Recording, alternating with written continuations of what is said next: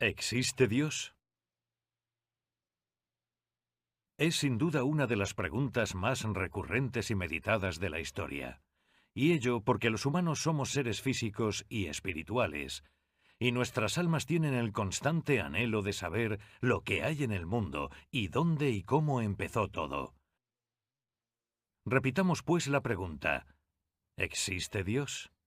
Lo sabemos. Mirando hacia atrás en la historia, vemos todas las civilizaciones pasadas y sus diferentes modos de dar culto a Dios, y las distintas ideas que algunas se forjaron sobre Dios.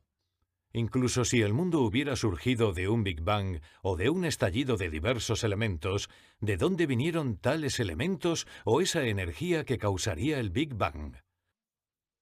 Algo no puede venir de la nada. ¿Hemos sido diseñados con todo detalle por un creador inteligente? Con tan solo mirar el mundo que nos rodea, enseguida veremos que la respuesta es sí. Y mirando la magnificencia del diseño del cuerpo humano, la mente y la complejidad y profundidad de las emociones, la creatividad y la precisión de las habilidades y talentos de cada uno, deberemos repetir sí. Hay un creador poderoso e inteligente detrás de todo. Sin embargo, la gente sigue preguntándose, ¿hay un Dios ahí fuera, en alguna parte? Si hay un Dios, entonces Él sería la definición misma de la verdad, y todo lo que Él cree será absolutamente verdadero. Una verdad que se ve en la naturaleza, la humanidad y todo lo que nos rodea. Pero ahí es donde muchos se alejarán de nosotros, pues hoy en día la verdad es considerada como algo relativo. Es lo que tú quieras que sea. Mucha gente cree que se la puede moldear según los deseos o los sentimientos o la tendencia del momento. Dios es la verdad, lo cual es algo absoluto.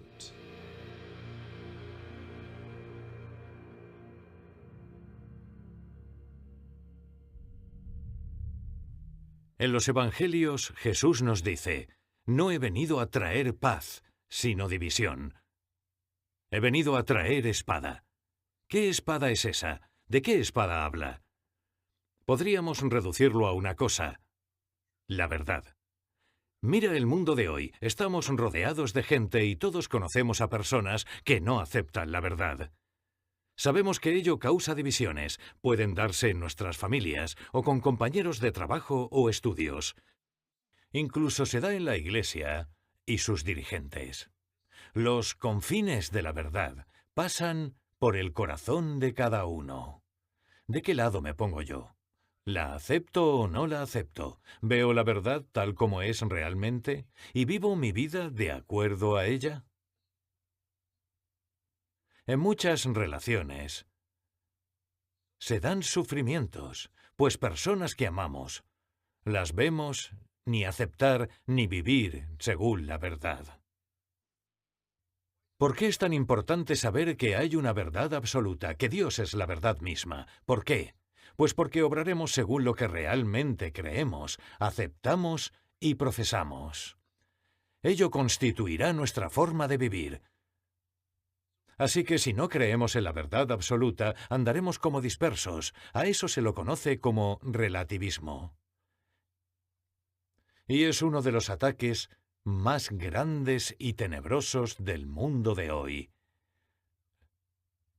La idea de que podemos reconocer unas verdades, pero no otras.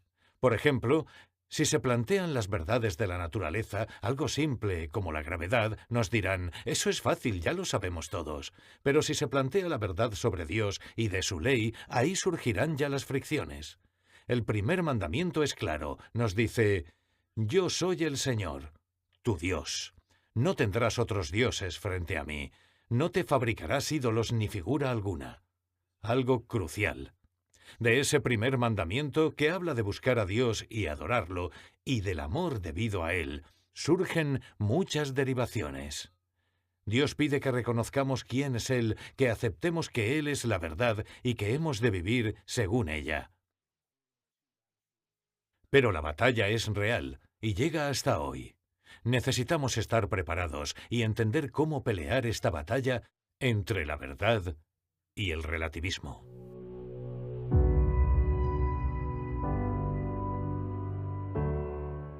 Tú no has sido siempre católica, Y en general tampoco has estado del lado de Dios. Cierto. ¿Cierto? ¿En qué ambiente creciste?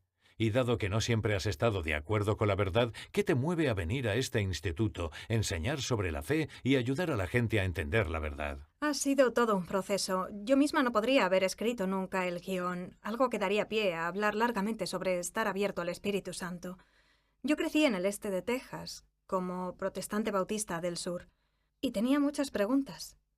Recuerdo cuando crecía, pensaba que no estaba hallando respuestas a las preguntas sobre temas morales y por qué creíamos en lo que creíamos. Parecía que se tratara solo de ir a la iglesia el domingo y hacer lo que se suponía que debías hacer, sin hacerte preguntas. Era como fichar y seguir con lo Eso, tuyo. hacerlo y ya. Bueno, puede que eso sirva de pequeño, pero en la adolescencia ya quieres saber el porqué de las Claro. cosas.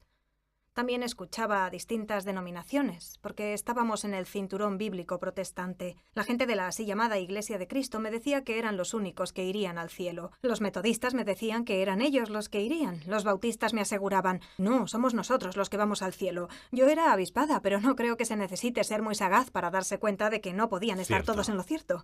Era como, ¿y por qué sabes quién irá al cielo si es algo que nos supera? Llegué a la conclusión de que, en realidad, todo era como una especie de club al que ir si quieres ser una persona religiosa. Organizábamos un montón de cenas y cada uno preparaba algo. Y bueno, de niña pensaba que era genial. Pero me cansé de todo ello. También porque en el instituto aprendí más de ciencias. Me acuerdo, sobre todo, de la fotosíntesis. Me maravillaba pensar lo que las hojas hacían mientras miraba los árboles. Llegué a la universidad en 1991, el mismo año de la canción del grupo REM, Losing My Religion. Sí, lo recuerdo. Era como si pensara, habla de mí, lo dejo. Y simplemente dejé de ir a la iglesia. Dejó de importarme. No me inquietaban esas preguntas. ¿Y estabas orgullosa de eso? ¿Era como una especie de abierto los ojos, ahora soy yo quien controlo? ¿Era rebeldía? ¿O crees que fue más bien una decisión intelectual? Algo sí. Aunque realmente no había tanto de rebeldía. Más bien era como, no lo haré más porque realmente no lo quiero. Hay que entender que en las denominaciones protestantes, aquí en el cinturón bíblico en que crecí, no había obligación alguna de ir a la iglesia el domingo. Más bien era algo como un día profesar la fe delante de todos. Te declaran salvado y todos aplauden. Y realmente no tienes que volver más. Así que ya era mucho si alguien iba porque quería. No vengas si no quieres. Y pues yo no quería. Quería dormir los domingos por la mañana. Y entonces dejé de hacerme esas preguntas sobre el sentido, el propósito y la moralidad de todo. En cambio, me enamoré de la ciencia. En cierto sentido, eso resume lo mismo que se ha dado en la sociedad en los últimos siglos, desde el cientificismo. Lo entiendo, porque la ciencia ofrece muchas respuestas y nos ha dado mucha tecnología y descubrimientos médicos y tratamientos.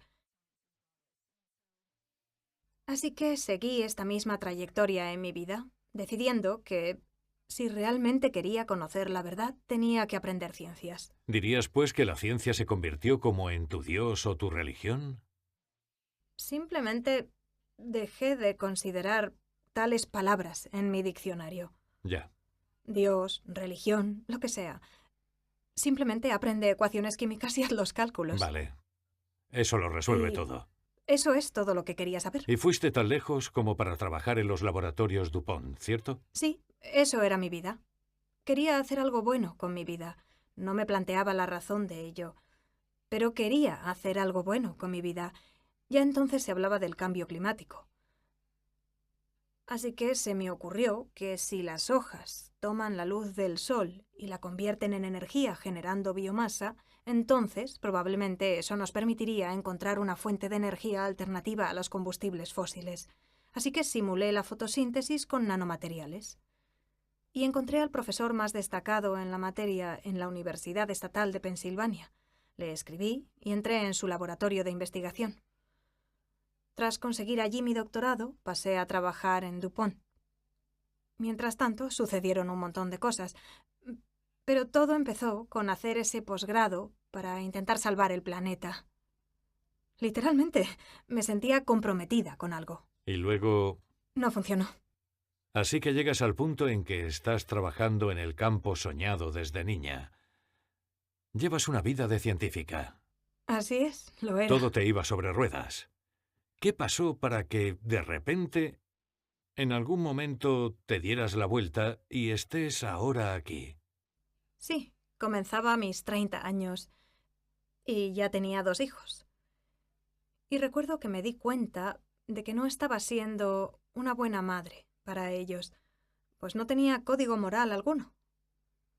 Ni siquiera sabía cómo decidir lo que estaba bien o mal.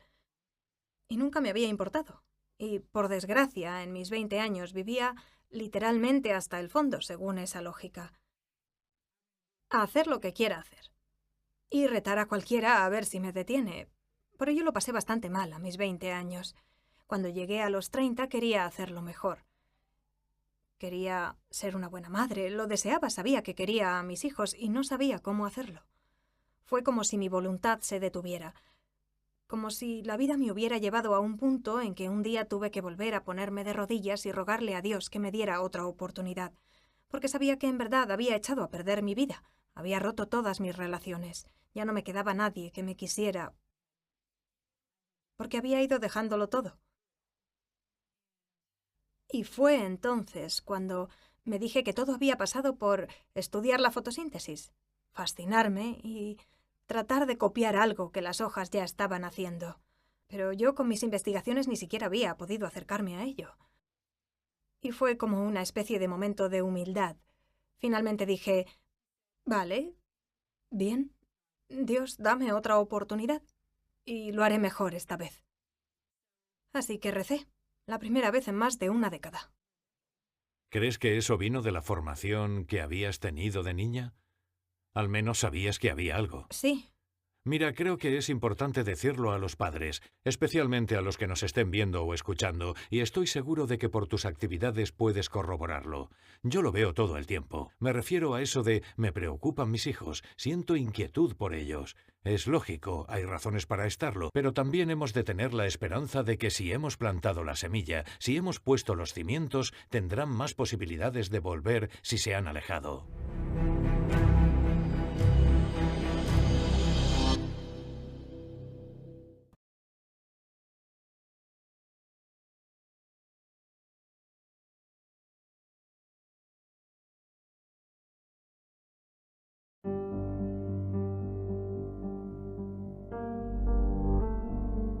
La verdad está inscrita en tu corazón, la verdad está inscrita en el mío, está inscrita en el corazón de cada hombre, mujer y niño que ha vivido o vivirá. Así hemos sido creados por Dios, hemos sido creados por y para Dios. Hemos sido creados para la verdad, y es crucial que lo recordemos. Cada vez que entremos con alguien en una conversación, discusión, debate, como quieras llamarlo, entendamos que la verdad también está inscrita en el corazón de aquel con quien hablamos de ese tema, de esa verdad.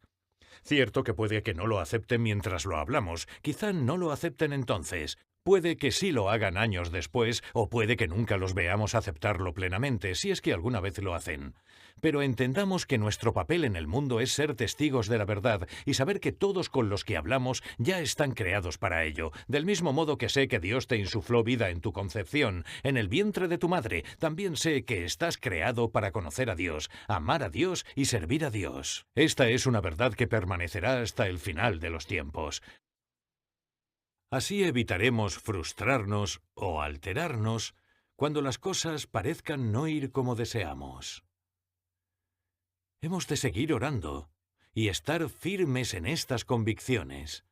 Todos hemos sido creados para la verdad porque está inscrita en el alma de cada hombre, mujer y niño.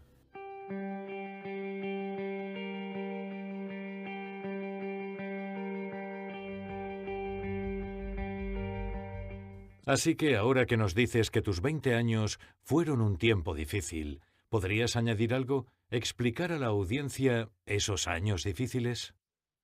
sí, bueno, yo era feminista. Creo que nunca usé esa palabra, al igual que nunca usé la palabra atea. No me gustan las etiquetas. Yo era simplemente yo. Pero recuerdo que me decía, tan solo quiero tener una hija, quiero quedarme soltera, quiero criarla. No valoraba el matrimonio. no quería casarme, y acabé con 2 relaciones civiles que terminaron y se rompieron, y no funcionaron. Simplemente iba por la vida con la melena suelta, corriendo por la vida, haciendo lo que quería hacer, sin alimentar relación alguna. Todo giraba en torno a mí, pero llevando a mis hijos conmigo. Cuando tienes hijos, esa fue mi mayor angustia, tener a mi hija, que ahora tiene 30 años, y mi hijo, ahora de 24. Y ambos tuvieron que crecer en lo que ahora sé que fueron hogares rotos. Esto es lo que trato de decir a la gente hoy día. El peligro de vivir ese materialismo, cientificismo, ateísmo, feminismo, como quieras llamarlo. El peligro de vivir sin ningún aprecio por tu parte espiritual es que en todo, literalmente, solo veía átomos y moléculas. Para mí, tú no eras más que un grupo de células, como si no hubiera un embrión, y así todo. Así que en tus hijos o en las personas que te rodeaban no veías el milagro irrepetible de tener alma y unos caracteres individuales únicos. No, Nada de eso. no entraba en mi vocabulario. Es decir, quería mucho a mis hijos, pero no sabía cómo darle sentido a eso. Entonces, ¿pasó algo en concreto? ¿Hubo un evento en el que de pronto dieras la vuelta y te arrodillaras diciendo, Señor, ayúdame? ¿O se trató de un cúmulo de cosas hasta que todo estalló? Todo ello. Saber que estaba haciendo daño a mis hijos y no saber qué hacer, por tener la carrera por la que había trabajado toda mi vida. Se suponía que no debía abandonarlo, ¿no? Pero esa visión atea de la vida en la que todos somos solo átomos y moléculas es una forma muy mecánica de vivir. Cuando hoy se hace apologética contra el ateísmo o el cientificismo, muchas veces se da como argumento que la ciencia no tiene todas las respuestas y los fines de la ciencia, etc. Pero esto no es como tal una afirmación filosófica en sí misma. Cierto que hay todo un tipo de apologética basado en ello, pero lo que yo trato de comunicar a la gente es que hay un peligro real para ellos si viven así, pues tratando a las personas como objetos saldrán heridos. Ellos mismos salen perjudicados, no podrás formar una relación saludable. Y caes de rodillas, literal o metafóricamente, al borde de la cama, en mitad de la noche, sollozando. Más o menos todos nos hacemos una idea y lo hemos vivido. ¿Qué hacías? ¿Rezabas? ¿Viste los cielos abiertos y ángeles cantando? ¿O qué pasó en tu corazón? ¿Qué pasos inesperados empezaste a dar? Porque en ese momento estabas saliendo de esa especie de visión feminista, ateísta, vacía. Empezabas a rezar y acabaste haciéndote católica. Y bien, ¿qué pasó cuando te pusiste a rezar? Recé en sollozos toda la noche. Y lo recuerdo porque era como estar al borde del precipicio. Quiero decir, no sentía pulsiones suicidas ni nada de ello, pero fue como quedarme sin lógica. No me quedaba sitio alguno donde buscar la verdad. Y recuerdo ponerme de rodillas y mirar a lo alto, y recuerdo que dije, Dios, déjame empezar de nuevo, y me sentí como una niña pequeña que aprende otra vez a caminar. Entonces, ese hombre con quien me había casado, José Trasancos, mi esposo, que es católico desde la infancia, aunque en ese entonces no practicara, pues resulta que estaba casado con una mujer que estaba en plan, quiero la verdad, ¿cuál es la verdad? Y le preguntaba algo así como, ¿dónde encontrarla? Y entonces nos quedamos embarazados. Me dije, no, nuestra primera hija juntos está por llegar. Y le dije, esta vez lo haré bien. Quiero saber cuál es la verdad, quiero un código moral y quiero que me ayudes a encontrar dónde hallarla. Y él dice, conozco el sitio. Y así terminamos yendo a la iglesia católica más cercana. Conozco el sitio. Y resultó ser la Iglesia Católica, qué bueno. Y vamos a la iglesia católica. Supongo que, en cierto sentido, yo lo traje de vuelta a su fe. ¿Cómo definirías la verdad, especialmente para aquellos a nuestro alrededor que ahora pasan por lo que tú pasaste? Algunos ni siquiera han llegado a ese punto de sollozar, o tal vez sí, pero aún no han clamado a Dios. ¿Cómo definirías la verdad para ayudarles y ayudarnos a todos a ver lo que es de veras? Bueno, es como en la ciencia. Hay que empezar con lo que se ve en el mundo alrededor. Basándote en eso, sacas las conclusiones. Se trata de observar los hechos que se suceden. Dejando caer una pelota, podrás observar el tiempo que tarda en caer al suelo. Así calculas y averiguas la aceleración de la gravedad. y luego podrás calcular cuándo va a golpear una pelota sabiendo la fuerza con la que la lanzas a otro lugar. Así que de la observación se deriva todo. En la ciencia se aprende a llevar la lógica hasta los primeros principios, hasta donde están los supuestos de partida. Y así hice con la verdad. ¿Qué es la verdad?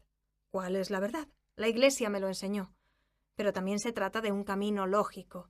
La verdad es Dios. Pero la verdad no es cualquier Dios, cualquier religión. La verdad es Jesucristo, la segunda persona de la Santísima Trinidad, Dios Padre, Dios Hijo, Dios Espíritu Santo, que se encarnó para revelarnos estas cosas y para que supiéramos cómo encontrar la felicidad y llegar al cielo. Es una de las cosas más fuertes que recuerdo haber aprendido, que Cristo vino a esta tierra y se nos reveló. En teología partimos de la revelación divina, de lo que Dios nos ha comunicado, cosas que nunca hubiéramos averiguado. No habríamos descubierto la Santísima Trinidad, no habríamos descubierto la Encarnación, eso solo se nos podía revelar, y de ahí se deriva luego toda la teología y con un lenguaje muy cuidado. Pero cuando escuché eso de la revelación y que somos cuerpo y alma porque tenemos alma, antes no habría sabido cómo encajarlo. Ahora sí lo sé, y también que la Trinidad nos habla de que Dios Padre engendró como nosotros concebimos un pensamiento en nuestra mente. Concibió al Hijo tan perfectamente que engendró al Hijo, la segunda persona de la Santísima Trinidad, en un acto del intelecto, el Verbo. Y que Dios Padre y Dios Hijo, juntos en una sustancia, generaron al Espíritu Santo en un acto de la voluntad de amor. La Santísima Trinidad es esta circumincesión. Pues esta es la palabra teológica, es decir, una presencia recíproca de vida y amor, de pensar y conocer y amar. Pues bien, nosotros estamos hechos a imagen y semejanza de Dios y tenemos esas mismas facultades espirituales de intelecto y libre albedrío. Ya lo tienes. Esta es la parte a la que no se llega con la ciencia.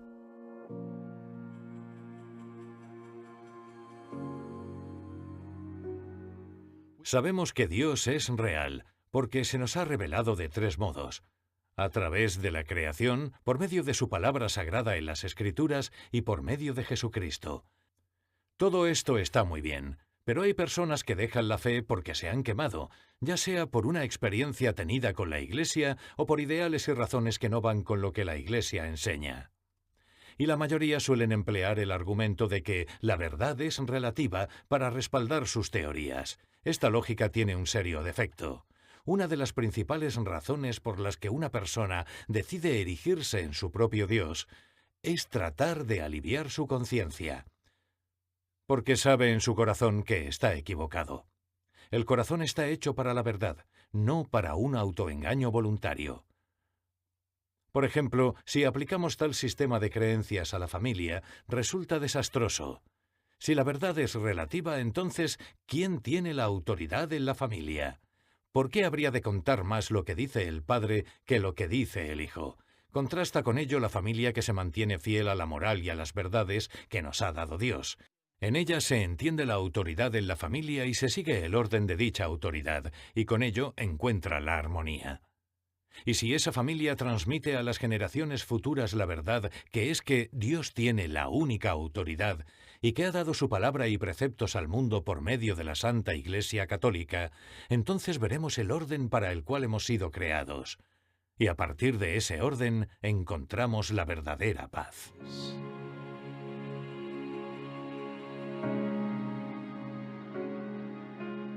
Así que, ¿a dónde nos lleva esto? Cuando tengamos que tratar el tema de la verdad y debatir, discutir, dialogar con otros sobre ello, pensemos en una cosa. No se puede hablar de lo que no se sabe. Hemos de estudiar estos temas. Queremos prepararnos para esta batalla y tomar parte en ella, pues hemos de formarnos. Recomiendo como mínimo coger el Catecismo de la Iglesia Católica y leer el primer mandamiento de principio a fin, en su totalidad. Las evidencias sobre Dios, la aceptación de Dios, la verdad de Dios y lo que Dios exige de nosotros para conocerlo, que somos creados para conocerlo, amarlo y servirlo.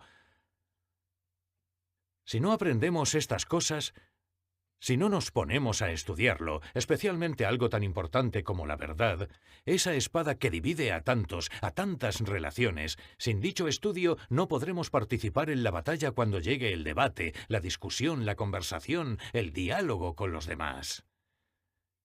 Así que estudiadlo bien, estudiad el catecismo, estudiad la escritura. En el catecismo encontrarás por todas partes notas a pie de página que te ayudarán a progresar en otros campos de tu estudio. Pero en segundo lugar, no olvides que esta es también una batalla espiritual. Hay fuerzas diabólicas que no se detendrán ante nada para destruir la verdad en los corazones de las personas, en las vidas de las personas. Lo vemos a nuestro alrededor, sabemos qué sucede. Tal vez te ha pasado a ti, podría pasarle a cualquiera de nosotros si no hacemos lo que enseña el primer mandamiento. Se nos enseña a estar vigilantes y a alimentar, proteger y cuidar la verdad en nuestros corazones. Y es un mandamiento. Eso está en el primer mandamiento, velar sobre ello. La vigilancia espiritual es absolutamente esencial, fundamental. La vida de oración diaria, la recepción regular de los sacramentos, la fidelidad a las enseñanzas de la Iglesia y sobre la asistencia a misa, el precepto dominical, los días de obligación, la confesión regular y, por supuesto, el rosario, algo que mencionamos todo el tiempo en este programa, pues Nuestra Señora nos lo ha dicho. ¿Cuántas veces necesitaríamos rezar el rosario para que nos ayude a preservar la verdad en nuestros corazones y a ayudar a que la fuerza del rosario llegue a las vidas de los demás, puesto que Dios toma nuestros ofrecimientos, el don de nuestra oración, y lo emplea en la batalla? Hemos de mentalizarnos en lo espiritual y en lo intelectual. Ayunar, rezar, recibir los sacramentos, ser hombres y mujeres que sean realmente testigos de la verdad. Eso es lo que nos hace estar verdaderamente listos para la batalla.